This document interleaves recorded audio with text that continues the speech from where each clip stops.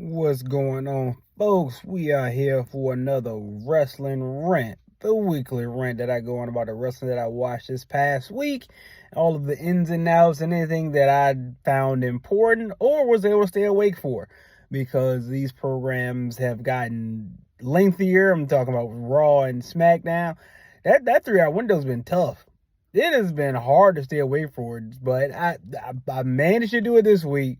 So today, let's talk about Raw this past Monday. NXT, I didn't watch, so I can't really say much on that. Well, I can't say anything on that and watch it at all. Dynamite, definitely can talk about SmackDown and Collision, because I did watch that. Well, I attempted to watch it twice, but it was just boring. But Monday Night Raw. Everyone's, Royal Rumble just passed. Everyone's gearing up for WrestleMania. Jay Uso came out, and I mean, he got an ovation for like 7 minutes straight. I mean, they were just going off for Jay. We all know Jay is going to end up fighting Gunther, because Jay and Cody, that's not the match. That's not gonna be a match. That's at WrestleMania. But at the same time, we've seen Gunther and Jay several times already. And each time Jay's gotten closer, but Gunther just, beat him. So maybe this time Jay will go over. So who knows? But everyone's trying to punch their ticket for WrestleMania.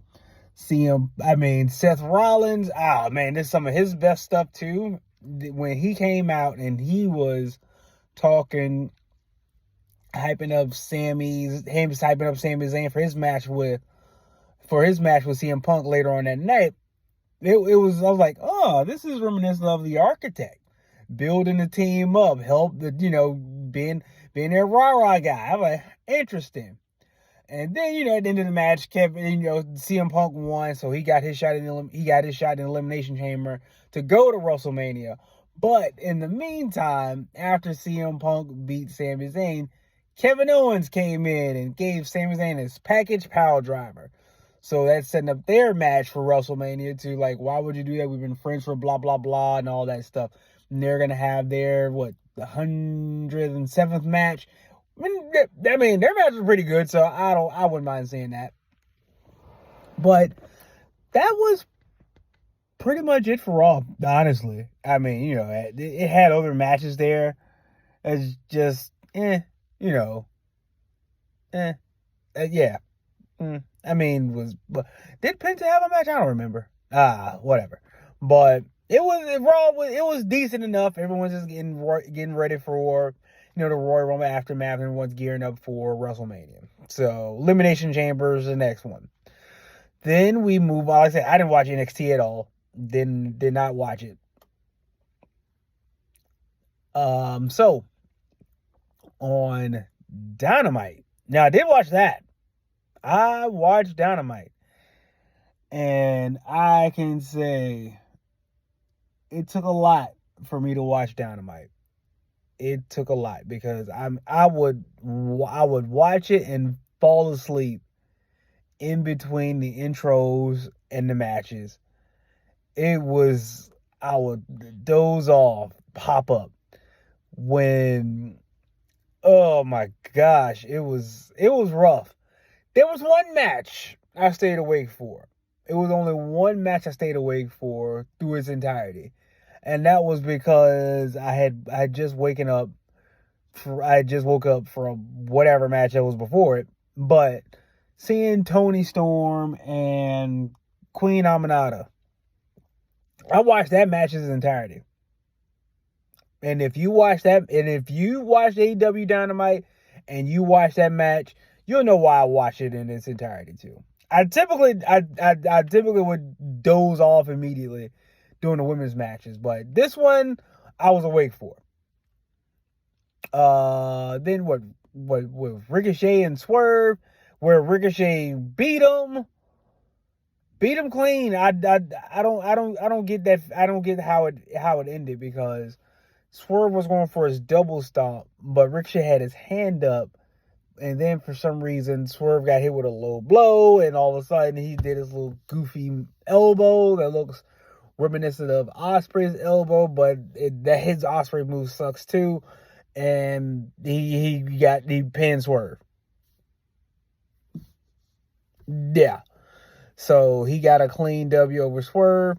Oh, the Hurt Syndicate was out and the Gun Boys challenged them, which is just hilarious on his face. I'm like, come on, these guys are in suits, looking like professional athletes. You guys are in pants and no shirts. Come on. But that was Dynamite. I mean, the Moxley stuff too. Anytime they show a thing with the Death Riders and blah blah blah, and they're doing this and that and the third, just get it over with already, because it sucks. Oh my God, it sucks. Anyway, on the SmackDown, where we had Jay on SmackDown to, talk to Cody, because that's another champion. And then we had Tama Tonga and Jacob Fatu. I don't know if Jacob, I know it's Jacob Fatu, Braun Strowman, and somebody else. I don't know if they're going to get I can't remember if they're going to get a match this coming Friday. And the winner gets an Elimination Chamber. Because seeing Jacob in an Elimination Chamber already, Jacob Fatu has not been in WWE for a year yet. He has not been in there for a year. He got there last summer. And if he's getting a spot in the Elimination Chamber, they got big plans for Jacob. That's insane. And I'm here for it because, man, that dude has Jacob Fatu, I'm a fan. I am a fan. But anyway, on SmackDown, Street Profits. They are finally letting them talk. Oh, that promo they cut, Dawkins, so refreshing. It was so refreshing to hear. I'm like, that's what I'm talking about. So now they're going to be more heelish, I guess. I'm here for it. I'm ready for the Street Profits to get their proper run and get their proper due, because they deserve it. Montez and Dawkins, man, those dudes have been consistent throughout the years, and I think it's time for them to shine. I really do. Man, what else happened on SmackDown? Of course, Jay and Cody, they won against Tama Tonga and Jacob Fatu, with Tama Tonga taking the pin, of course, because Jacob ain't taking that. So that was that main event. And then, of course, what happened at the end of SmackDown? What happened at the end of SmackDown? Solo's back. He came in and spiked Cody. So what that means is Solo's still after Cody, and then we're gonna have Jacob and Solo. What we doing here? What's going on? Because it's no more I love you Solo.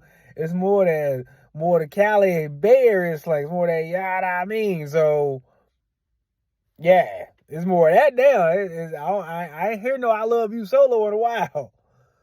So I'm curious to see where they're gonna go with that. Then last week got AEW Collision, where I attempted to watch it twice. And on those attempts, I saw I'll wake up. I saw part of it. I saw Marina Shafir. She threw some. When is she gonna have a match? When is she gonna have a match? Everyone else in the Death Riders has been doing something, no matter how bad it sucked, but they had matches at least. She's just there beating people up, not saying anything. That's it. She threw somebody around. Next thing you know, Moxley come out there. It's just awful. Just awful. This is awful. And Danny Garcia had a match with somebody, I guess. Collision, man. I don't know. What are they doing? And Harley Cameron. I was awake for her. I was awake for that.